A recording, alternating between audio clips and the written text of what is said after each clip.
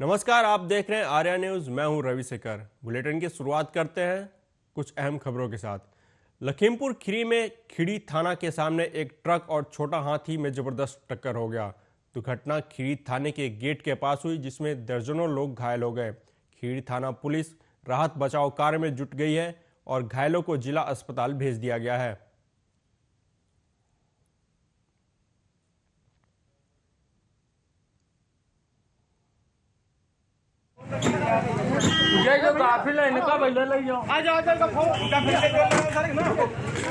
यार भाई।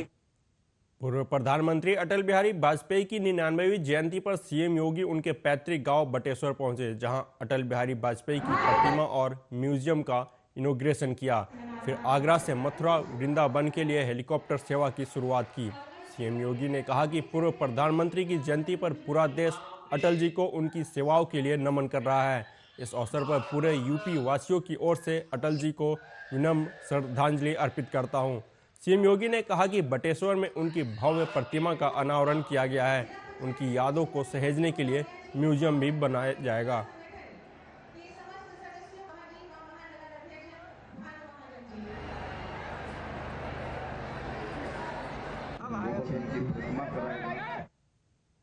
मुरादाबाद के मूढ़ा पांडे थाना क्षेत्र के चमौरा गांव के पास खंडहर पड़े रेलवे स्टेशन के पास एक व्यक्ति की ट्रेन की चपेट में आने से मौत हो गई। मृतक की पहचान असद मोहम्मद के रूप में की गई, जो लाजपत नगर चौकी के कटघर का रहने वाला बताया जा रहा है। मृतक के बड़े भाई अशरफ ने बताया कि असद मोहम्मद हर पीर जुम्मे रात को चरमौरा रेलवे स्टेशन के किनारे बने मजार पर जाते थे। फिलहाल पुलिस ने 100 का पंचनामा भरकर पोस्टमार्टम के लिए मुरादाबाद भेज दिया है और आगे की कार्रवाई की जा रही है।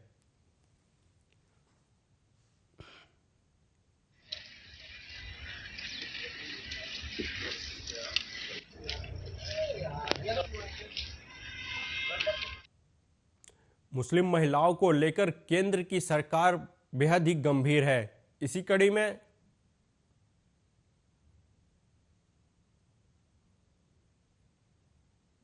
इसी के तहत आज रायबरेली की मुस्लिम महिलाओं ने जिलाधिकारी से मुलाकात की। मुस्लिम महिलाओं ने जिलाधिकारी से मिलकर केंद्र और प्रदेश की योजनाओं को तेजी से लागू करने की अपील की। भाजपा अल्पसंख्यक मोर्चा के जिलाध्यक्ष के साथ जिलाधिकारी से मिलने पहुंची मुस्लिम महिलाओं ने कहा कि मोदी जी का धन्यवाद देना चाहती हूं।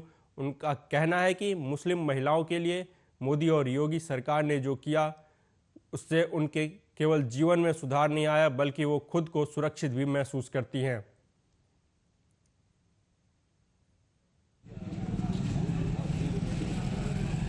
हमारे माननीय मोदी जी ने एक फरमान जारी किया है केंद्र से, और उसमें ये बताया गया है हमारी जो भी लाभार्थी योजनाएं हैं सरकारी, वो चाहे केंद्र की हो या प्रदेश की हो, हमारी जो मुस्लिम समाज की महिलाएं हैं, उन महिलाओं के लिए माननीय मोदी जी ने दिल खोल के उन्होंने काम किया है। और हमारी जितनी भी मुस्लिम बहन हैं, वो मुस्लिम बहनों का ये कहना है कि 2024 में हम लोग खुल के दिल से माननीय मोदी जी को वोट करेंगे और वो 24 में प्रधानमंत्री बनेंगे। वो इसलिए कि उन लोगों ने हम लोगों के लिए काम किया है। भारतीय जनता पार्टी ने अगर किसी को सबसे ज़्यादा लाभ दिया है तो मुस्लिम समाज। जी, हम लोग मोदी जी का धन्यवाद करने आए।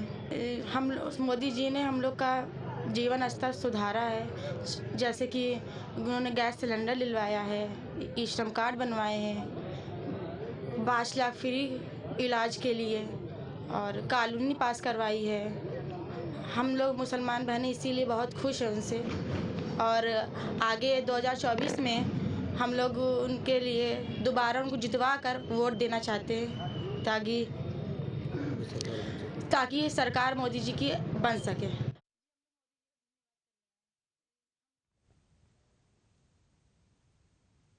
खबर कन्नौज से है, जहां एक टैंकर ने कार में टक्कर मार दी। कार सवार कासगंज की डीपीओ की मौके पर ही मौत हो गई। डीपीओ कुसुम वर्मा अपने घर से कासगंज जा रही थी। मृतक डीपीओ कानपुर जिले के गंगापुर की रहने वाली थी। घटना सदर कोतवाली क्षेत्र के पाल चौराहे के पास हुई। पुलिस ने शव को कब्जे में लेकर पोस्टमार्टम के लिए भेज दिया है।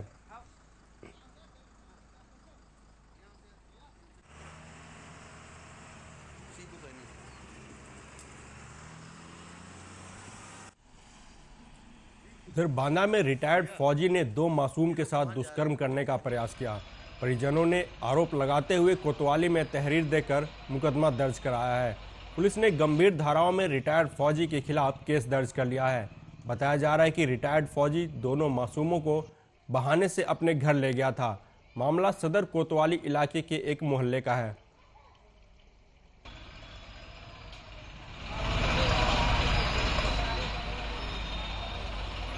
हाँ सर, ये हमारे पड़ोसी हैं जयराम सिंह। तो 2 बच्चे खेल रहे थे, उसके पास एक छोटा सा कुत्ता है और अंदर मछलियाँ भी हैं। तो कुत्ते को छोटे छोटे बच्चे अपन खेल रहे थे, तो कुत्ता को देने पहुँचे हो तो उसने हाथ पकड़ करके अंदर कर लिया। मुझे देखना अंदर मछली भी है, उनको भी देख लिया। तो एक जो छोटी बच्ची थी 5 साल की, तो उसको मछली को दाना देना और कुत्ते को दूध वगैरह पिलाने के लिए बोल दिया। और जो 7 साल की बच्ची थी तो उसको पलंग में लिटा दिया बेड में, और उससे कपड़े उतारने के लिए बोल रहा था। तो उसी समय कुत्ते ने काट लिया उसको, जो छोटी बच्ची थी 5 साल की। तो चिल्लाने लग गई, रोने लग गई, तो वो भी रोने लग गई। दोनों को कोतवाली नगर क्षेत्र के अंतर्गत चौकी सिविल लाइन के मोहल्ला झील के पूर्वा में 2 नाबालिग लड़कियों के साथ उनका पड़ोसी गलत कार्य करने के उद्देश्य से अपने घर के अंदर दोनों लड़कियों को ले गया, लेकिन अपने उद्देश्य में सफल नहीं हो सका। परिजनों की तहरीर के आधार पर कोतवाली नगर में सुसंगत धाराओं में अभियोग पंजीकृत कर आवश्यक वैधानिक कार्रवाई की जा रही।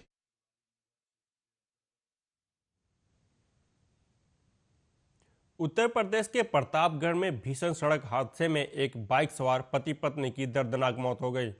कुंडा कोतवाली के दुअर पुल के पास बेकाबू बाइक पीछे से मैजिक गाड़ी से टकरा गई, जिससे बाइक सवार पति पत्नी की मौके पर ही मौत हो गई। फिलहाल पुलिस ने शव को कब्जे में लेकर पोस्टमार्टम के लिए भेज दिया है और आगे की कार्रवाई में जुट गई है।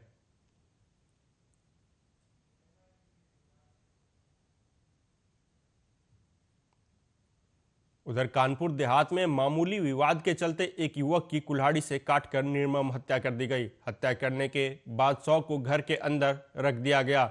सुबह शव को देखकर परिजनों ने पुलिस को सूचना दी। दरअसल कानपुर देहात के भोगनीपुर थाना क्षेत्र के भज्जापुर गांव में कल देर रात मामूली विवाद को लेकर पड़ोसियों से विनोद कुमार यादव का झगड़ा हो गया था, जिसके बाद पड़ोसियों ने कुल्हाड़ी मारकर विनोद कुमार यादव की हत्या कर दी और शव को विनोद के घर के अंदर रख दिया। बाहर से कुंडी लगा दी। सूचना पर पहुंची पुलिस आला अधिकारी पुलिस फोर्स के साथ मौके पर पहुंचे और घटना की जांच पड़ताल में जुट गए। वहीं विनोद के चचेरे भाई राम मोहन यादव ने विनोद कुमार की कुल्हाड़ी मारकर हत्या करने के आरोप में पड़ोस में रहने वाले 3 लोगों पर आरोप लगाया है। तो शाम को घटना हुआ था अराउंड 3 और 4 बजे के बीच में, फिर शाम को 6 और 7 बजे के बीच में हुआ। उस बंदे ने 3 बार इसको मारा है। मारने के बाद उसको बोल गया कुछ लोगों तो मैं इसको मार दूंगा। रात में हम लोग देखे लेटा था आराम से। उसके बाद मैं जब सुबह जगा हूँ तो यहाँ पे उसको लिटा के मार के कुल्हाड़ी से उसकी हत्या की गई है।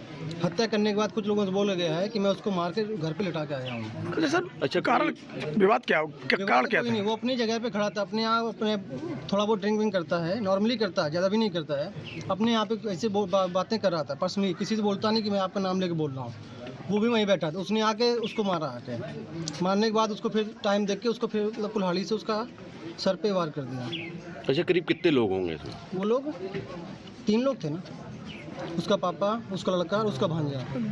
कौन लोग हैं गांव के? ये गांव के हैं मोहर सिंह, ग्राम प्रधान धर्म सिंह यादव के भाई हैं। उसका भतीजा है ये उन्होंने अपनी धमकी थाना भोगनीपुर के गांव भज्जापुरवा में आज सुबह सूचना मिली कि एक मकान में विनोद कुमार यादव का जो मकान है उनकी उम्र लगभग 45 वर्ष है और वो मृत अवस्था में पड़े हुए हैं। मौके पर फोरेंसिक टीम और जनपद स्तरीय समस्त उच्च अधिकारियों द्वारा मुआयना किया गया और सारे साक्ष्यों को, तथ्यों को, घटनास्थल को बारीकी से देखा गया। जो यहाँ प्राथमिक पूछताछ में बात आई है, शव के मिलने के स्थान से लगभग 40 मीटर दूर नीम के पेड़ के नीचे आग तापने के लिए उनका बिस्तर लगा हुआ था। कुछ लोगों से विवाद की बात वहीं पर आई हुई है। मृत्यु के सही कारणों को जानने के लिए शव को अभी पीएम हेतु भेजा गया है। परिवारीजनों द्वारा जो तहरीर प्राप्त होगी उसके आधार पर अग्रिम विधिक कार्रवाई की जाएगी। लॉ एंड ऑर्डर की कोई समस्या नहीं, गांव के लोग सारे लोग कोऑपरेट कर। मुरादाबाद में एक शख्स के साथ मारपीट का वीडियो सामने आया है। फैक्ट्री से मशीन का सामान लेने निकले बाइक पर सवार होकर युवक निकला था, जिसके बाद उसका बाइक ट्रैक्टर के सामने आने से उसके साथ लाठी डंडों के साथ मारपीट की गई। वहीं पीड़ित ने मंझौला थाने में तहरीर देते हुए मामला दर्ज कराया गया है। फिलहाल पुलिस ने आरोपियों के खिलाफ मामला दर्ज करते हुए आगे की कार्रवाई शुरू कर दी है।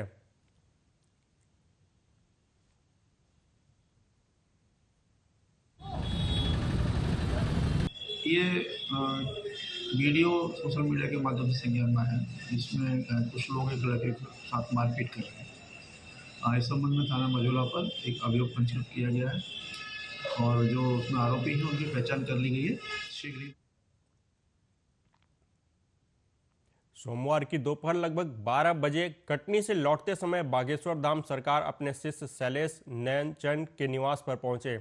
जैसे ही यह जानकारी पवई नगर में फैली तो उनके दर्शन के लिए हजारों भक्तों का सैलाब उमड़ पड़ा।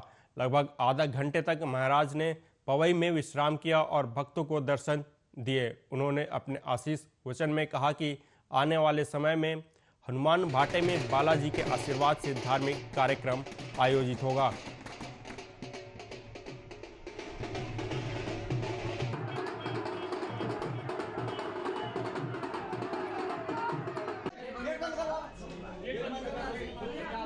हनुमान जी महाराज की जय, बागेश्वर धाम की जय। हम जो है कटनी से वापस बागेश्वर धाम जा रहे हैं, वहाँ पर श्रीमद् भागवत कथा चल रही है और खूब भव्य दिव्य दरबार लग रहा है। हजारों के लाखों लोग बागेश्वर बालाजी के दर्शन में आए। इसी क्रम में हमारा महाराज परिवार घर के सदस्य हैं, इसीलिए जो है चाय प्रसाद पाते हुए हम बागेश्वर धाम जा रहे हैं। हमारे शैलेश जी, संजय जी, उनके भैया जी, संतोष जी, पूरे संगायत परिवार बागेश्वर हनुमान जी का पूरा पवई हमारे बागेश्वर हनुमान जी का है। पवई हमारा नगर है। जौनपुर जिले के बंधन वाटिका में असहाय और गरीब लोगों की मदद करने वाले देवदूत वानर सेना के सदस्यों के परिचय समारोह और संवाद कार्यक्रम का आयोजन किया गया, जिसमें संगठन के संरक्षक अजीत कुमार सिंह के आह्वान पर देश भर के वानर देवदूत जौनपुर में इकट्ठा हुए। कार्यक्रम को जिले के प्रमुख समाजसेवी और भाजपा के वरिष्ठ नेता ज्ञान प्रकाश सिंह ने संबोधित करते हुए कहा कि मानवता की सेवा ही असली सेवा है। हनुमान जी के साथ मिलकर तमाम वानरों ने प्रभु श्री राम का साथ दिया था और लंका पर विजय पाया था। वहीं बदलापुर विधायक रमेश मिश्रा ने कहा कि अजीत सिंह के आह्वान पर देश के हजारों देवदूतों ने सोशल मीडिया के जरिए हजारों लोगों का सहयोग किया है। उन्होंने कहा कि मैं भी इस उत्साह को देखकर इस संगठन का छोटा सा वानर बन गया हूं।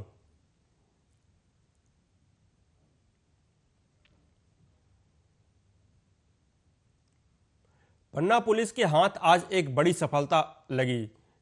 पुलिस ने कॉन्फ्रेंस में खुलासा करते हुए बताया कि आमानगंज में ज्वेलर्स की दुकान में गैस कटर का उपयोग करके चोरी की घटना को अंजाम देने वाले 5 आरोपियों को गिरफ्तार किया गया है और उनके पास से 2 अवैध देसी कट्टा, 7 जिंदा कारतूस, 2 4 व्हीलर कार, गैस कटर और चोरी किया गया सोने चांदी का सामान सहित करीब 22 लाख का सामान बरामद किया गया है।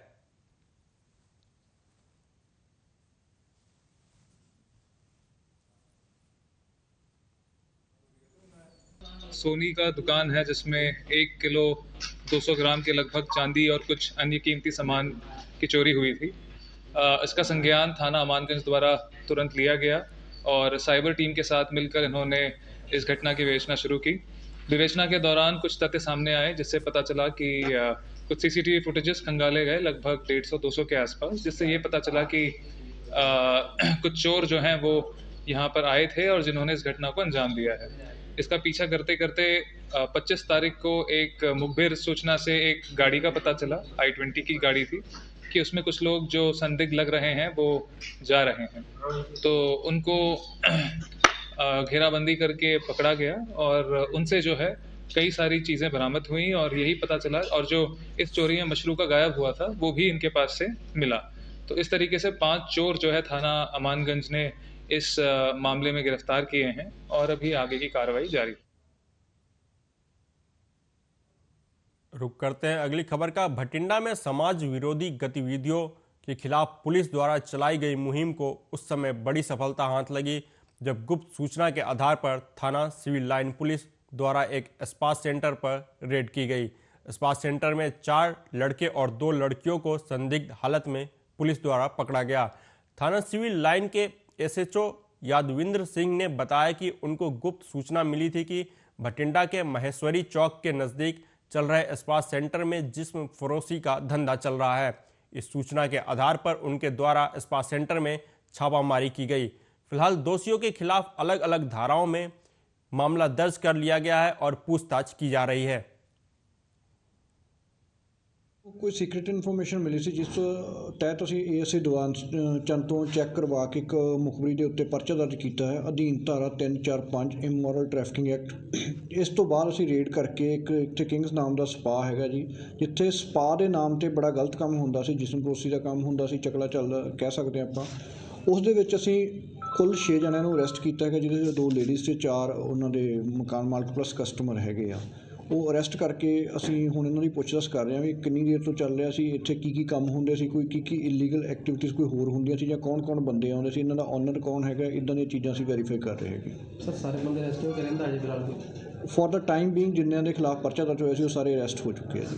ਸਰ ਇਸ ਤਰ੍ਹਾਂ ਦੇ ਸਪਾ ਸੈਂਟਰ ਬਠਿੰਡਾ 'ਚ ਹੋਰ ਹੀ ਬੜੇ ਐਕਟਿਵ ਨੇ। ਬੜੀ ਸਿੰਪਲ ਜੀ ਗੱਲ ਆ ਜੀ, ਕੋਈ ਵੀ ਕੰਮ ਤੁਸੀਂ ਕਰਦੇ ਹੋ ਉਹਦੇ ਲਈ ਤੁਹਾਡੇ ਕੋਲ ਆਥੋਰਾਈਜੇਸ਼ਨ ਹੋਣੀ ਚਾਹੀਦੀ ਹੈ, ਕੰਸਰਨ ਡਿਪਾਰਟਮੈਂਟ ਦੇ ਲਾਇਸੈਂਸ, ਤੁਹਾਡੇ ਡਾਕੂਮੈਂਟਸ ਪੂਰੇ ਹੋਣੇ ਚਾਹੀਦੇ ਆ, ਕੋਈ ਗਲਤ ਕੰਮ ਨਹੀਂ ਹੋਣਾ ਚਾਹੀਦਾ। ਜਿਹੜੇ ਵੀ ਚੱਲਦੇ ਕੋਈ ਸਪਾ ਸੈਂਟਰ ਲਾ ਲਓ, ਕੋਈ ਸਲੂਨ ਲਾ ਲਓ ਜਾਂ ਕੋਈ ਹੋਰ ਰੈਸਟੋਰੈਂਟ ਲਾ ਲਓ, ਜਿਹੜਾ ਕੋਈ ਆਪਦੇ ਡਾਕੂਮੈਂਟਸ ਕੰਪਲੀਟ ਰੱਖਦਾ ਤੇ ਕੋਈ ਗਲਤ ਕੰਮ ਨਹੀਂ ਕਰਦਾ ਉਹ ਆਪਦਾ ਕਰ ਸਕਦਾ। ਅਦਰਵਾਈਜ਼ ਕੋਈ ਗਲਤ ਕੰਮ ਕਰਦਾ ਤਾਂ ਉਹਨਾਂ ਦੇ ਖਿਲਾਫ ਬਣਦੀ ਕਾਨੂੰਨੀ ਕਾਰਵਾਈ ਡੇ ਬਾਏ ਡੇ ਹੁੰਦੀ ਰਹੂਗੀ। ਲੇਡੀਜ਼ ਕਿੰਨੀਆਂ ਗ੍ਰਿਫਤਾਰ ਕੀਤੀਆਂ? ਇਹਨਾਂ 'ਚ 2 ਲੇਡੀਜ਼ ਗ੍ਰਿਫਤਾਰ ਕੀਤੀਆਂ ਜੀ। ਇਹ ਇੱਥੋਂ ਦੀ ਨੇ ਸਾਰੇ ਕਿ ਬਾਹਰੋਂ ਵੀ ਆਉਂਦੇ? ਨਹੀਂ, ਕੁਛ ਜਣੇ ਬਾਹਰੋਂ ਵੀ ਹੈਗੇ ਆ, ਬੁਢਲਾਡੇ ਤੋਂ ਹੈਗੇ, ਲੁਧਿਆਣੇ ਤੋਂ ਹੈਗੇ ਆ, ਅੱਡੋ ਅੱਡ ਥਾਵਾਂ ਤੋਂ ਜੀ। 4 ਜਣੇ ਲੋਕੋ ਹੈ। ਬਾਕੀ ਕਸਟਮਰ ਨੇ ਸਰ? 1 ਜਣਾ ਕਸਟਮਰ ਹੈ ਜੀ, 3 जने ਉੱਥੇ ਜਿਹੜੇ मैनेज। यूपी पुलिस भर्ती में आयु सीमा की छूट को लेकर युवाओं ने बुलंदशहर में प्रदर्शन किया। हाथों में बैनर पोस्टर लेकर युवा सड़कों पर उतरे। प्रदर्शन कर रहे युवाओं ने कहा कि उम्र में कटौती कर सरकार युवाओं का खाकी वर्दी पहनने का सपना तोड़ रही है। युवाओं ने कहा कि स्वर्ण जातियों का युवा 22 साल की उम्र में बूढ़ा नहीं होता। अगर सरकार ने युवाओं को उम्र में राहत नहीं दी तो युवा आमरण अनशन करने पर मजबूर हो जाएंगे।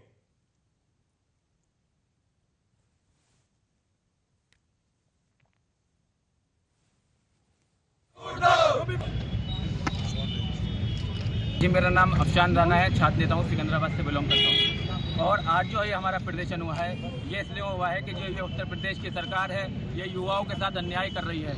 पिछली जो भर्ती आई थी वो 2018 के अंदर आई थी और अब जो आखिरी भर्ती आई है, अभी जो लास्ट वाली भर्ती है वो 2023 के अंदर आई है। इसलिए आप एक चीज़ बताइए कि जो युवा 17 साल का था और वो आज युवा 23 साल का हो चुका है, जो और जो जनरल की जो एज है वो 18 से लेके 22 साल 4 साल का है। तो जो हमारे जनरल कास्ट के युवा हैं वो तो बिना भर्ती दे के ही रह गए, तो उनके साथ अन्याय है, उसकी जवाबदेही किसकी है? अच्छा, आपकी क्या क्या मांगे हैं? हमारी मांग ये है कि ये जो यूपी पुलिस की जो भर्ती आई हैं इसमें जो युवाओं को छूट मिले और कम से कम उन्हें 2 से 3 साल की छूट मिले, जो वो एक बार की भर्ती।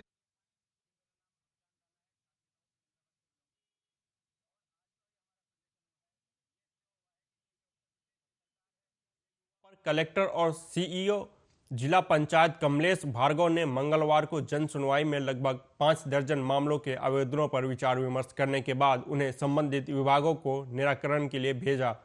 सीओ कमलेश भार्गव ने बताया कि मंगलवार को जन सुनवाई के दौरान अधिकांश आवेदन राशन कार्ड और जमीन के सीमांकन के बारे में था, जिन्हें विचार विमर्श के बाद संबंधित विभागों को भेज दिया गया है।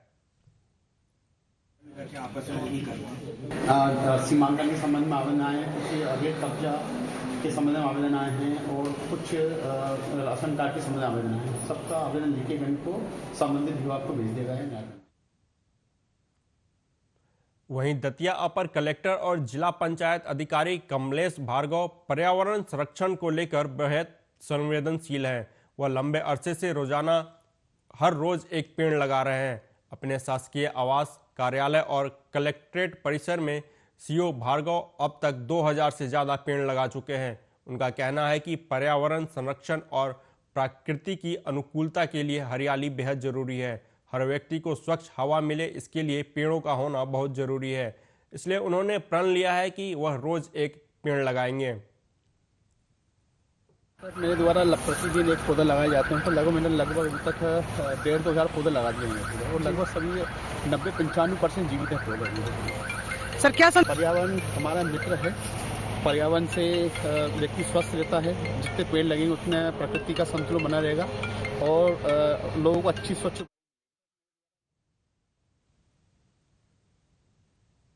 फिलहाल इस बुलेटिन में मेरे साथ इतना ही। देश दुनिया की तमाम खबरों के लिए देखते रहिए आर्या न्यूज़। नमस्कार।